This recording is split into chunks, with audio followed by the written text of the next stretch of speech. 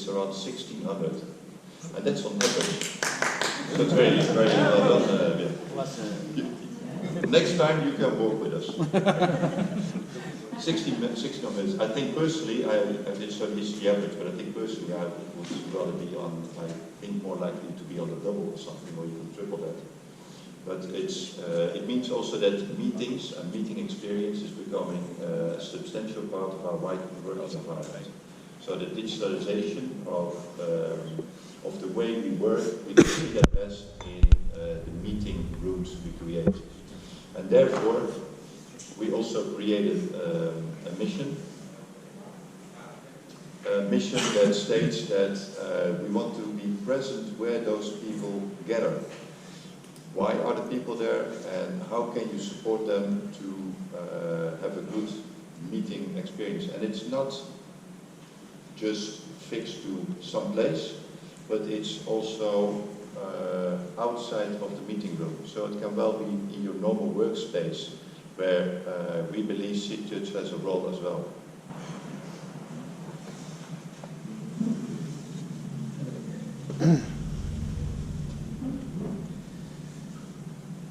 Collaboration is evolving rapidly.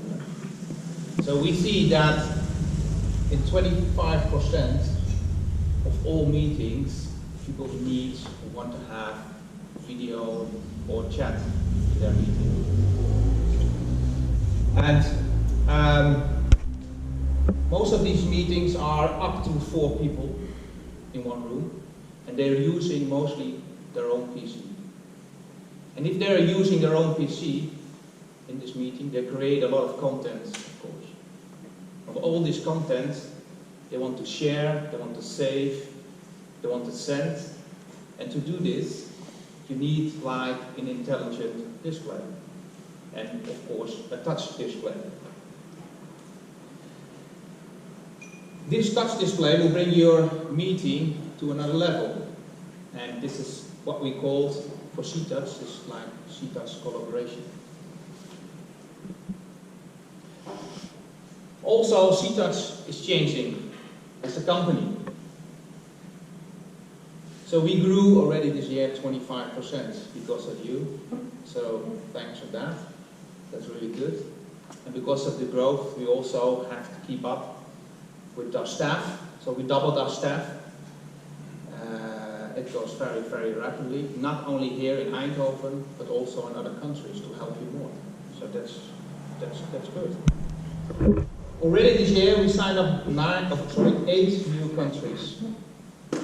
And countries all over the world, mainly Europe, but also the rest of the world is seeing and knowing CTouch more. And I can tell you we have also people here from Peru. Yay!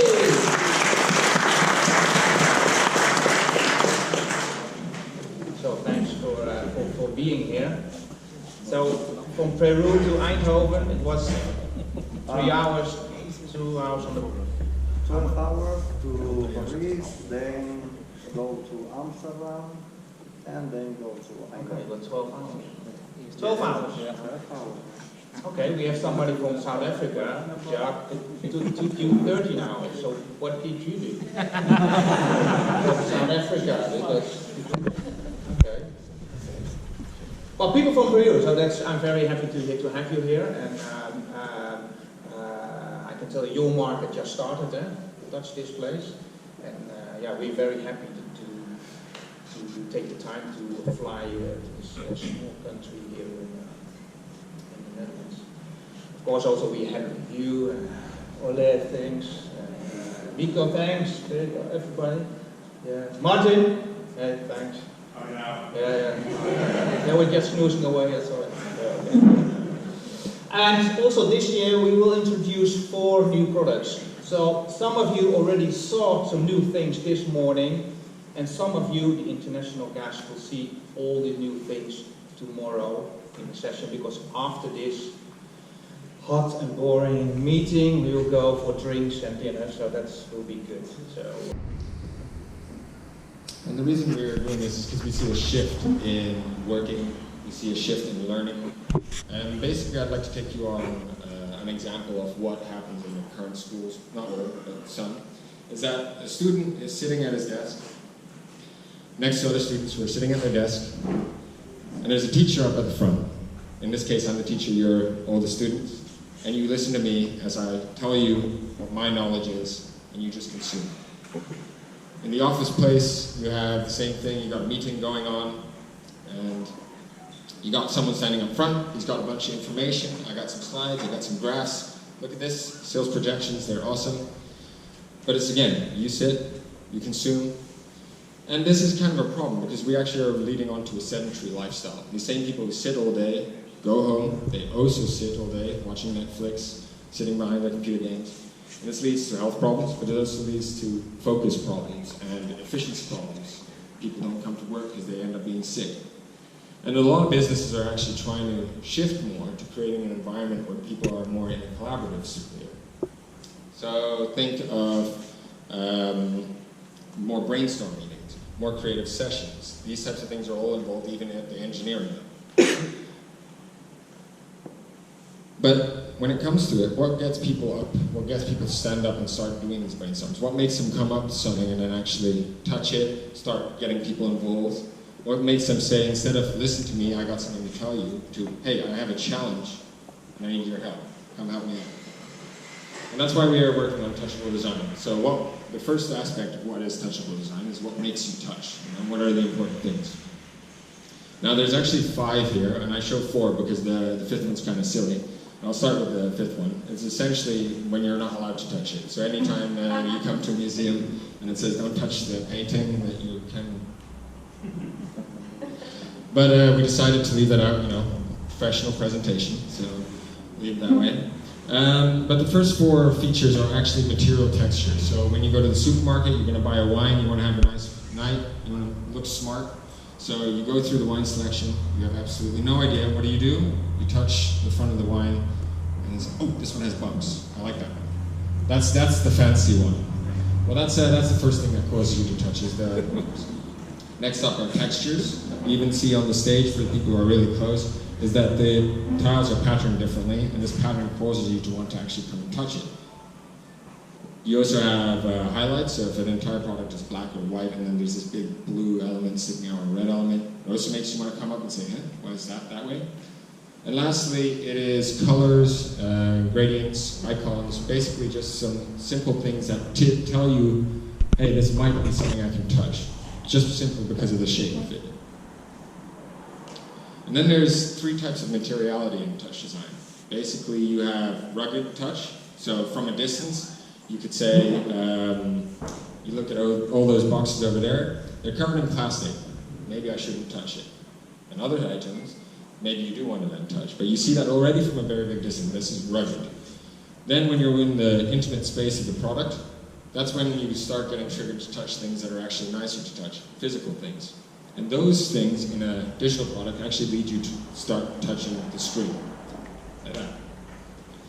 And I split it up into 2 sensations, so haptic and optic. So touching with your hands, things you actually touch, but we also touch sort of mentally. We can see something and immediately be like, know how it feels. You already touched it in your head. And these 2 things either have to match, they have to match expectations, or even be surprisingly nice, so that you touch something and then it gives you this like magic feel, butterflies in the stomach, that type of thing. And then the last, most important part of the theory is affordances. So this is using knowledge that we already know, things we already know from our past, and teaching the user how to use the product inherently. They don't need a guide, they just come up and they see it and they immediately understand. So for the people who are looking at this, you might just see it as a simple product, but when you actually see it, you see a big circle at the top, it affords for your thumb, so you hold it that way up. Then you see a bunch of icons here, so plus and minus, what could that be? Volume, yeah, because we know this from a previous product. There's this little house thing, what could that be? Oh, yeah. So this is how, using existing knowledge, we can teach a user how to immediately step up to a product and just start using it. Now let's, what does this mean for an interactive screen? Bring it to our own products. Well, there's a healthy dose of reality here. When you're looking at the office workspace, the whole reason why we want people to interact, as I said in the start, is we want more focus, we want more collaboration, we want people to be more actively involved together, create a nice environment where you're happy to come to work. But you also have a product that actually acts as a piece of furniture in the space. It's part of the professional identity of the company. People come to the company, they see these screens constantly throughout the space, and it says, hey, these are future thinkers, you know, they got their special thing going on. And that's what people also buy when they're in a business state. When you come to a school, entirely different scenario. Here you have people, different heights coming in. You got the teachers, but also the students. You got Martha running around like crazy with her yogurt. She trips, smacks her head against the side of the screen. Yogurt goes everywhere. So you need to be able to clean the screen, wipe off. You need to be able to keep it rugged so that when people hit into it, it doesn't break, but also, you know, the kids shouldn't break as well, so maybe it should be protected there. So a little bit of safety needs to be involved. And all of this is not just for any reason. We actually have been working on something new to apply this to. And we have a big reveal, and there's something important that we have to do for this big reveal. You all should have gotten glasses. So I'd like you to put those glasses on right now, because it's actually important for you.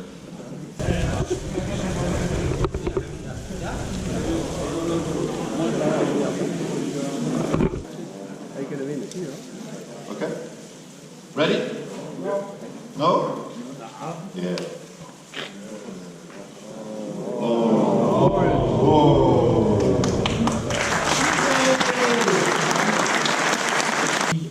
And that's what you also brought up. You have very different customers, especially in a corporate, with different requirements.